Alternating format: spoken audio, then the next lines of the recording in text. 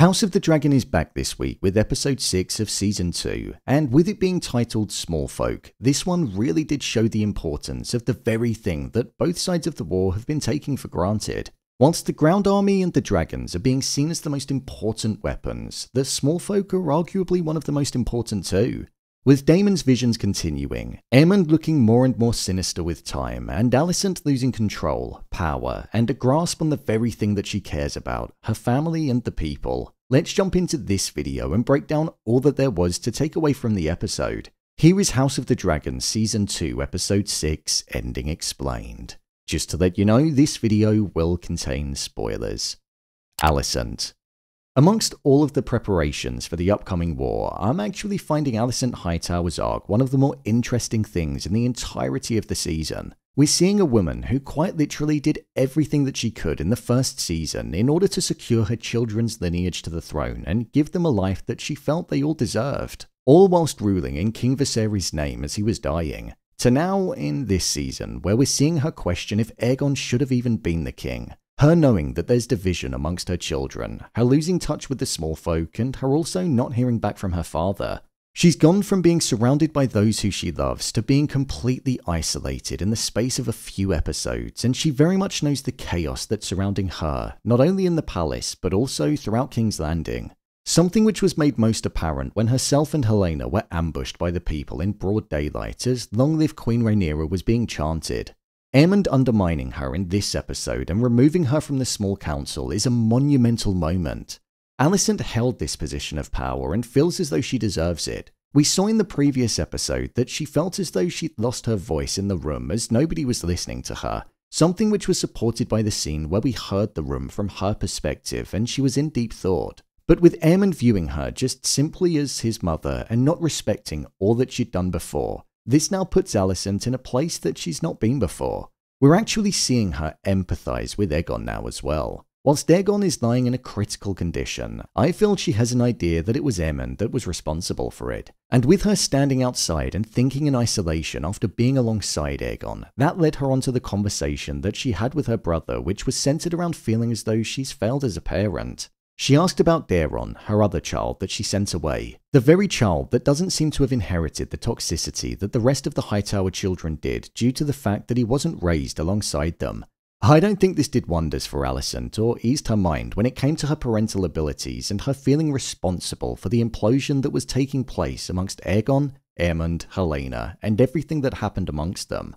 He was doing well, but why? Because she wasn't there.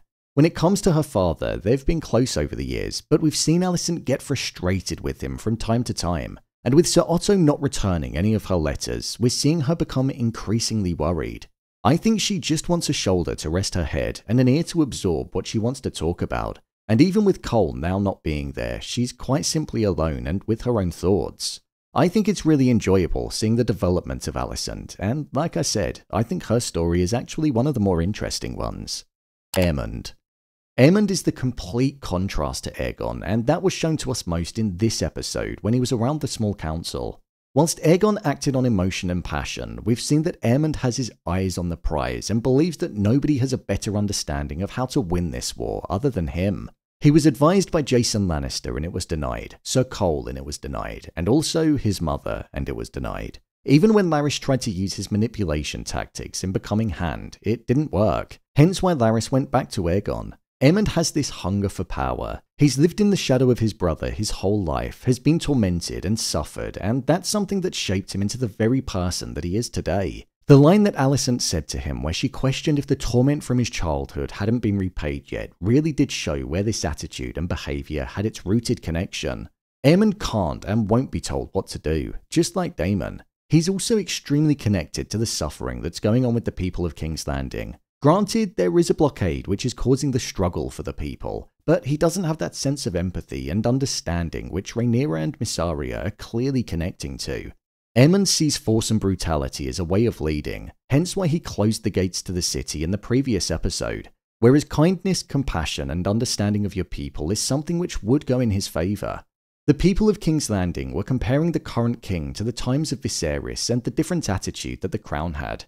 It was said how Viserys would never let the people go hungry in order for them to indulge, but that's what's currently happening. With Aegon also waking up and speaking in this episode of the show, Aemond knows that Aegon remembers exactly what happened at Rook's Rest. He knows that if Aegon reveals the truth, then that will impact what his current plan is, and the council will most definitely turn against him.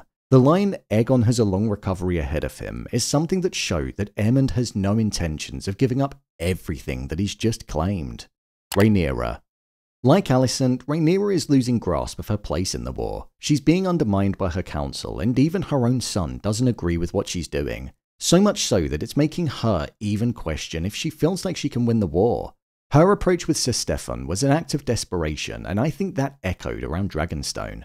A queen just doing anything that she could in order to make any kind of progress. In the previous episode, Mysaria said to her that there was more than one way to win this war, and by advising Rhaenyra and sending the gift to King's Landing and its people, it showed that the people are actually one of the most important things in the entirety of what's to come. You need to win over the people in order to win the support, and that's exactly what it was like in the time of King Viserys. We're seeing that with Rhaenyra's food supplies, that instantly turned the crowd and gave them the perception that she was thinking about them even when she wasn't there. We saw that Rhaenyra and Mysaria also shared a kiss in this episode of the show. Both individuals are sharing their weaknesses with one another and are essentially open books.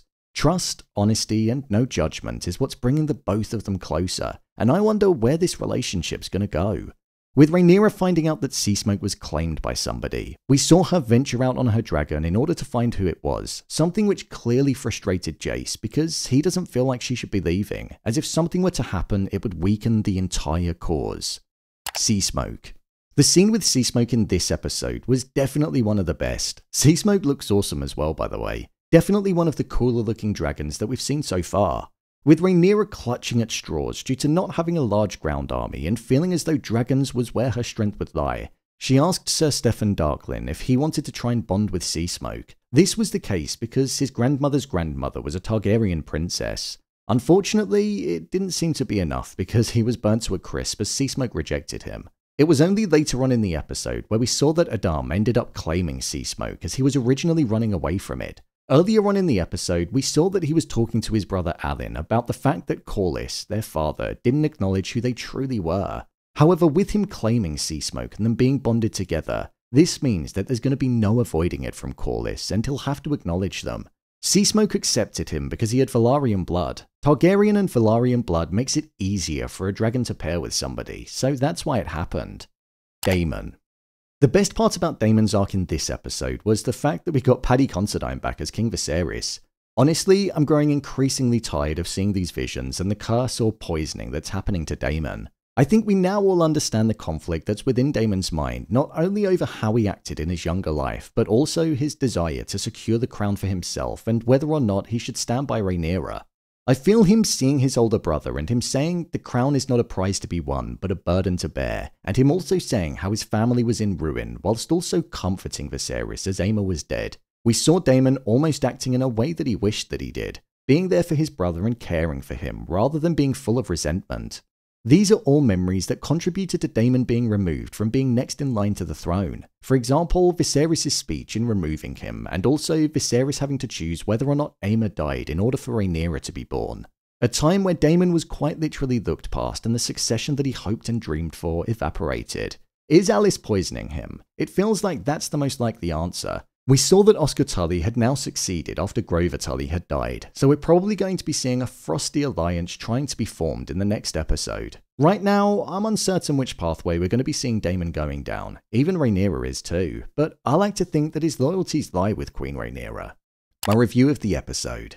I thought this was a good episode of the show. It was very character focused and we really got to see and understand what was going on in all of their minds.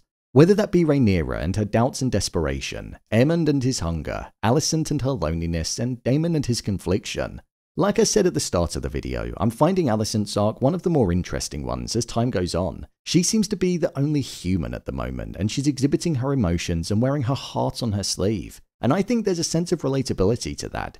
I'm glad we got to see Seasmoke too, and the scene where it just landed down in front of Addam was epic. Seeing the bird in the sky and then this beast just landing on the ground was such a good contrast. I'm finding Daemon's arc a bit boring now. Whenever we go to Harrenhal, I'm kinda just waiting for it to cut to the next scene. I think it's because we know exactly what Daemon's like and how brutal yet cool of a character he was in the first season of the show. But this time round, we're just seeing somebody that's broken and isn't making any real developments. I can't actually believe that there's only 2 episodes of the show left. It feels like it's absolutely flying by. With War on the horizon, I'm hoping we're going to be seeing an episode to the quality level of episode 4 before the season concludes. So, there you have it. House of the Dragon Season 2 Episode 6, Ending Explained.